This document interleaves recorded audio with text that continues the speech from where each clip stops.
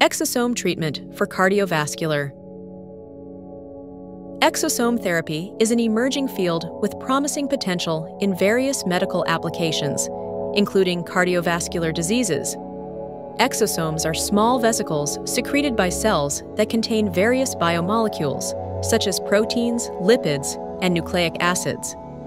They play crucial roles in intercellular communication and tissue repair. Within the circulatory system, exosomes can be designed to specifically target particular cell types or regions. By minimizing off-target effects, this focused administration maximizes therapeutic effectiveness. Evaluation of the patient, exosome separation, quality assurance, preparation of the therapy, intravenous injection delivery, monitoring, and integration with conventional care are all part of exosome therapy for cardiovascular illnesses. Maintaining close clinical follow-up and maybe taking part in research projects provide the best possible treatment results and progress medical understanding.